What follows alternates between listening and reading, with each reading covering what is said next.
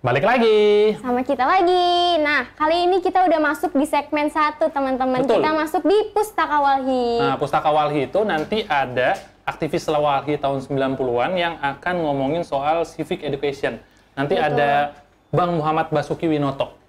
Jadi nanti di Pustaka Walhi pembicaranya adalah Bang Basuki. Nah, teman-teman tetap stay tune. Pokoknya kalian harus tetap stay tune di channel YouTube-nya Walhi Nasional, dan juga jangan lupa follow Instagramnya walhi.nasional. Jangan lupa tanya juga ya teman-teman. Pokoknya nanti pertanyaan kalian itu kita bacain, dan kalau misalnya udah kita bacain, teman-teman harus DM Instagram kita ya di walhi.nasional. Ya dong, nanti akan ada giveaway ya. Betul. Bagi pertanyaan ataupun kolomnya komentar yang unik atau menarik. Nanti bisa dapat giveaway dari Walhi. Giveaway-nya masih sama kayak kemarin ya teman-teman. Produk bebas konflik dan ramah lingkungan. Nah, pokoknya, pokoknya teman-teman harus stay tune. Jangan kemana-mana, jangan dimatiin HP-nya. Pokoknya harus terus pantengin terus nih channel YouTube-nya Walhi Nasional. Untuk mengetahui informasi lain terkait 40 tahun Walhi, 40 jam siaran langsung juga bisa cek di sosmednya Walhi. Ada apa aja? Ada Instagram, ada YouTube juga, ada Twitter ya Bang Malik ya? Ada Twitternya Walhi Nasional. Walhi Nasional.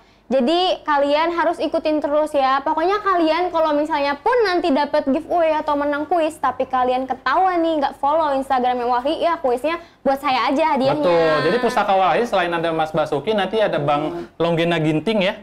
Nanti dia akan juga ngomongin soal moratorium. Bang Longgena Ginting itu Direktur Eksekutif Nasional Walhi juga di periode sebelumnya. Betul. Nah, teman-teman tuh udah kayak pembukanya aja orang-orangnya udah hebat-hebat ya, orang-orang keren. Banget. Ini baru segmen 1 loh, baru pembuka. Ini kita masih sampai jam 6 sore ya. Masih banyak banget nih kayak pembicara-pembicara yang kerennya.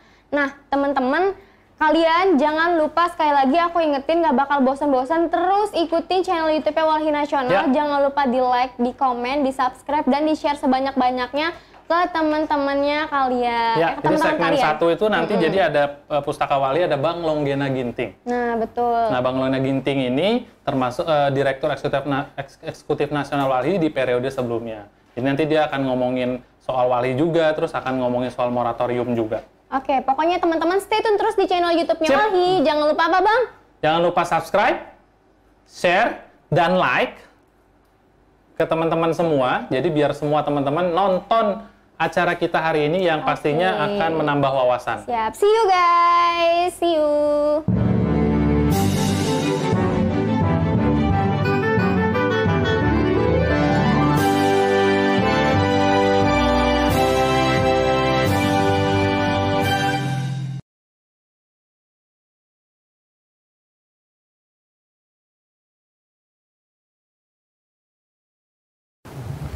Halo, kita jumpa lagi di segmen Pustaka Walhi, segmen yang khusus diadakan untuk memperingati 40 tahun Walhi. Saya Malika.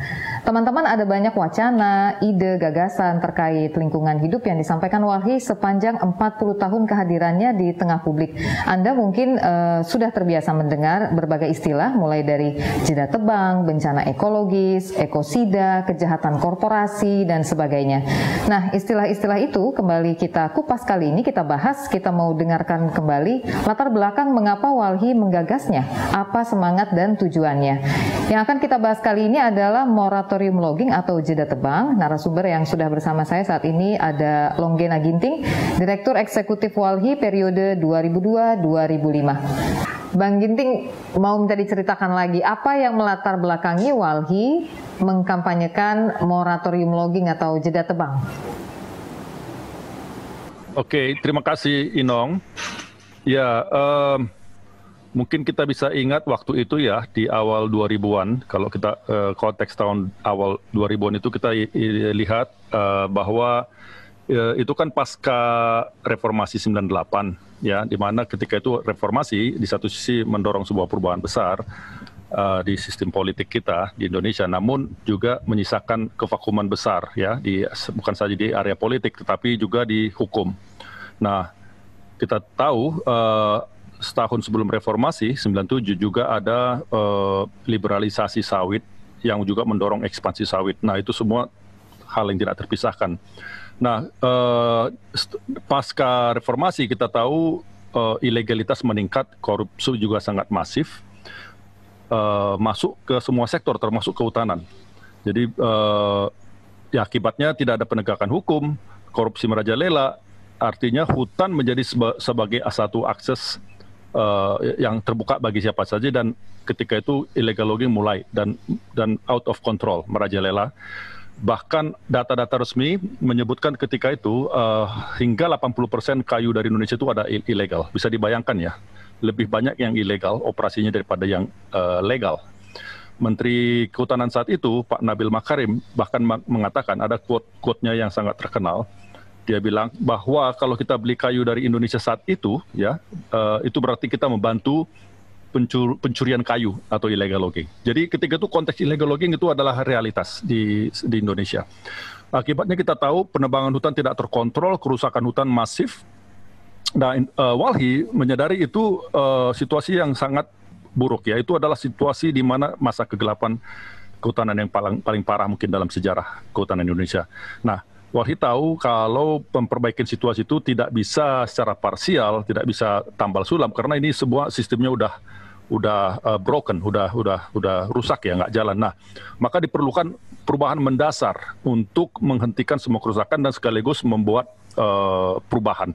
Nah, perubahan mendasar itu hanya memungkinkan bila ada sebuah waktu yang jeda di sektor kehutanan, yang sebetulnya secara sederhana bisa dimaksudkan adalah jeda untuk agar bisa memberi waktu bagi hutan bernafas kembali karena tekanannya yang luar biasa akibat illegal logging, dan juga memberi space yang cukup untuk melakukan perubahan. Dua itu, jadi ada waktu untuk agar hutan lebih stop dulu, mereka bisa recover, dan kemudian bisa ada space untuk perubahan. Nah, usulan itu kemudian dilakukan oleh Walhi ketika kampanye agar ada moratorium di seluruh kawasan hutan,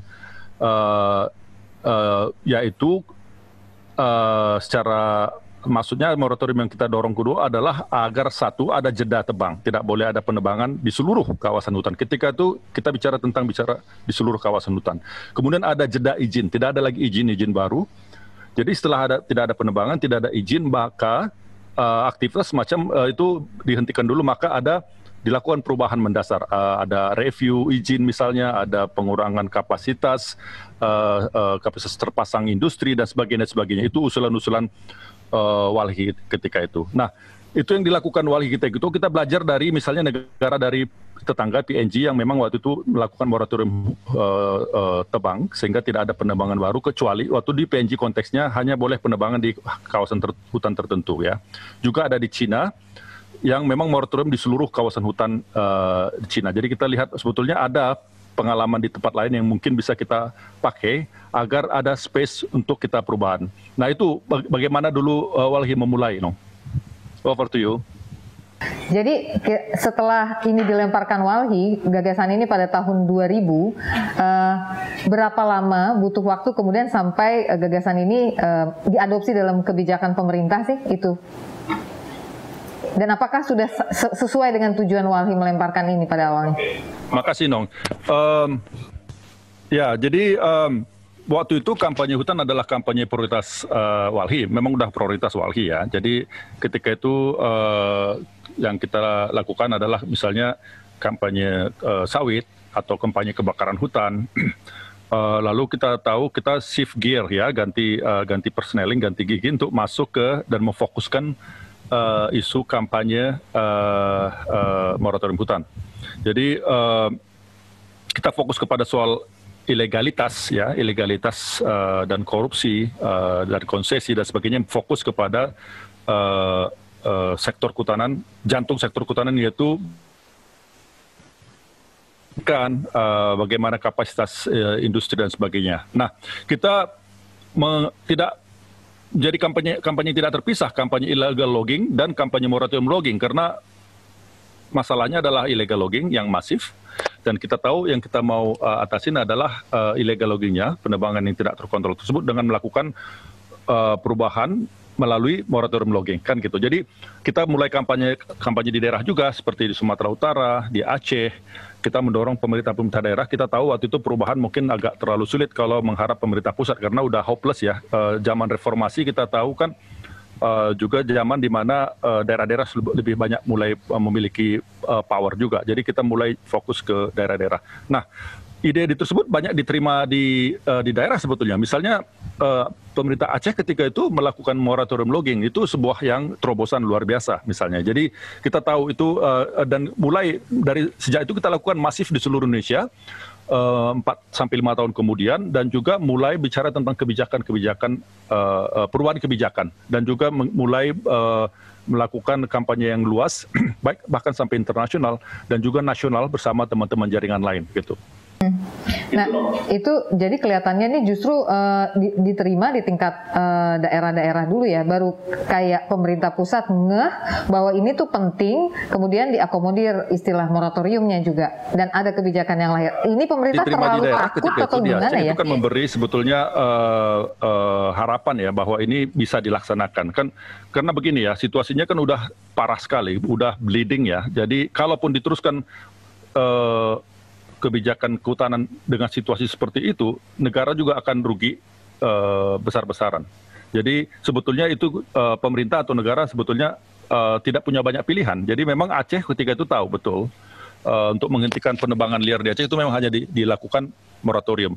Nah itu kan memudahkan juga untuk kontrol bagi pemerintah dan aparat untuk penegakan hukum. Artinya, kalau ada sebuah daerah diberlakukan moratorium logging, maka seyogianya daerah tersebut tidak boleh ada yang keluar sebatang kayu pun ya.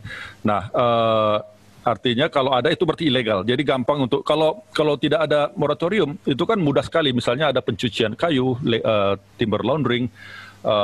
Kemudian juga mereka bisa memfake dokumen-dokumen, itu semua bisa berjalan, nggak mungkin bisa diatasin. Jadi moratorium itu memberi sebetulnya keuntungan ganda, ya, baik bagi hutannya, baik bagi pemerintahnya, dan baik pun bagi perencana dan masyarakat di hutanan waktu itu. Nah, Bang Ginting, ini kira-kira udah 20 tahunan ya sejak gagasan ini dilontarkan Walhi. Apakah ini bisa dibilang ada keberhasilan menurut Walhi atau masih jauh dari harapan cita-citanya moratorium ini? Ya, tantangannya ya ketika itu kan kita tahu 97-98 itu adalah krisis ekonomi ya. Orang sebut dulu kan krisis moneter ya. Itu sebetulnya agak mirip seperti sekarang. Sekarang kita resesi ya, hampir belum masuk ke krisis. Namun situasi sekarang itu agak mirip ketika itu orang tidak banyak punya pilihan untuk pekerjaan, kemudian kegiatan vakum, orang memerlukan uang dan hutan ketika itu menawarkan kesempatan yang besar. Makanya orang berlomba-lomba. Bahkan di Jawa saja kegiatan illegal logging terjadi di depan mata aparat ya. Bahkan perhutani juga tidak luput sebetulnya dari kegiatan dampak dari illegal logging. Nah, itu tantangannya waktu itu. Jadi bukan rahasia umum misalnya kegiatan illegal logging terjadi di depan aparat keamanan, bahkan paling tidak mereka tutup mata dengan situasi tersebut.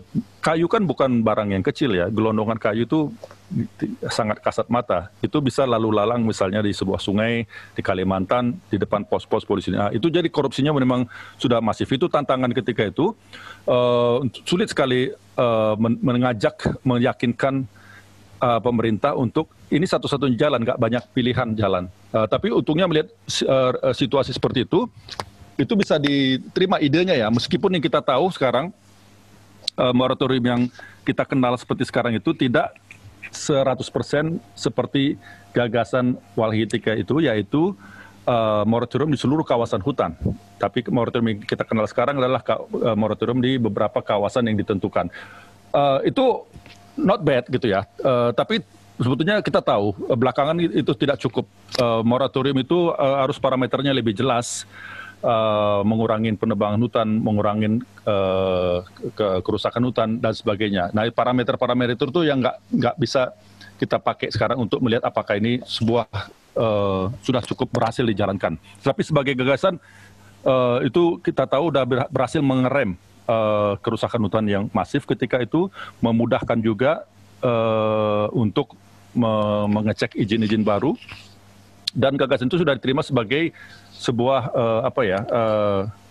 kebutuhan kita, kebutuhan hutan untuk agar ada perbaikan gitu. Nah, ini keberhasilan gerakan lingkungan di Indonesia. Jadi bukan hanya Walhi, keberhasilan gerakan hutan Indonesia. Walhi sebagai jaringan nasional waktu itu adalah memiliki kekuatan di mana isu-isu terkini yang baru itu dapat dengan mudah diketahui Walhi, karena sebagai jaringan mereka tahu apa yang terjadi di lapangan. Ini sebetulnya ketika kita menginisiasi ini bisa disebut keberhasilan untuk menginisiasi sebuah gagasan baru, itu bisa keberhasilan Walhi. Tetapi itu menjadi sebuah kebijakan publik, itu adalah sebuah keberhasilan gerakan lingkungan Indonesia, termasuk gerakan masyarakat yang tinggal di hutan, yang mereka sudah ingin agar kerusakan hutan juga berhenti ketika itu. Gitu. Nah, sekarang kita tahu ini hal-hal yang kita dorong waktu itu diinisiasi oleh Walhi bisa berubah menjadi kebijakan publik. Nah, itu sebetulnya yang bisa disebut keberhasilan Walhi, sebuah kekuatan Walhi, seperti banyak juga isu-isu lain yang bisa didorong Walhi dari sebuah hal-hal baru, kampanye baru menjadi kampanye publik, menjadi diskusi publik, menjadi perdebatan publik, dan kemudian akhirnya menjadi kebijakan publik, gitu. Nah, hari ini kemudian apa sih yang menjadi tantangan, karena pasti sudah 20 tahun sudah diakomodir, rasanya kok sudah orang paham, tapi ada nggak sih tantangannya, dan sarannya juga untuk Walhi di usia yang sudah 40 tahun ini terkait dengan jeda tebang atau isu yang pernah digulirkan Walhi 20 tahun yang lalu ini? Maaf, boleh diulangi dong, maaf. Iya, mungkin apa sih yang menjadi tantangan hari ini terkait dengan isu jeda tebang? Ini sekaligus mungkin jadi saran bagi Walhi di usia 40 tahun, apa yang bisa dilakukan oleh Walhi kemudian? Ya, seperti saya bilang tadi, bahwa moratorium hutan diadopsi sebagai sebuah kebijakan publik, ya. Namun tidak seperti yang seperti apa ya, yang kita harapkan sebuah moratorium total yang moratorium penebangan di seluruh kawasan hutan, pembaharuan atau transformasi sistem kebijakan sektor kehutanan dan sebagainya. Itu tidak terjadi memang, yang ada moratorium di sebagian kawasan hutan. Nah, tantangannya bahwa perubahan yang kita harapkan itu perubahan yang masih secara parsial terjadi, bukan perubahan mendasar. Nah, itu yang terus harus dilakukan oleh Walhi atau NGO di Indonesia agar perubahan hutan itu terus terjadi, ya, nggak berhenti. Jadi moratorium itu kan sebetulnya sebuah proses, tapi yang dibutuhkan sebetulnya adalah reform atau transform dari kebijakan yang ada ke arah yang lebih berkelanjutan, sustainabilitas. Nah, kita tahu hutan kita sudah semakin rusak. Jadi kalau ini diteruskan, maka kerusakannya kan tidak terpulihkan. Kita tahu tidak ada ekonomi di lingkungan yang rusak. Jadi sama juga, tidak akan ada ekonomi kehutanan kalau hutannya rusak. Jadi tantangannya ke sana bagaimana agar sektor kehutanan ini lebih berkelanjutan. Jadi termasuk dengan salah satu caranya adalah moratorium. Ada banyak cara juga sebetulnya. Jadi tantangannya masih banyak sekali bagi Walhi dan juga bagi gerakan Indonesia. Jadi nggak bisa berhenti meskipun moratorium sudah berjalan. Ini hanya sebuah permulaan. Perubahan itu harus terus didorong gitu sampai kita menuju ke keberlanjutan yang optimal untuk Indonesia. Oke, baik, Bang Ginting, terima kasih waktunya dan ngobrolnya. Teman-teman, demikian Pustaka Walhi yang membahas jeda tebang bersama Longgena Ginting, Direktur Eksekutif Walhi periode 2002-2005. Kita jumpa lagi di edisi Pustaka Walhi yang akan datang. Salam adil dan lestari, pulihkan Indonesia.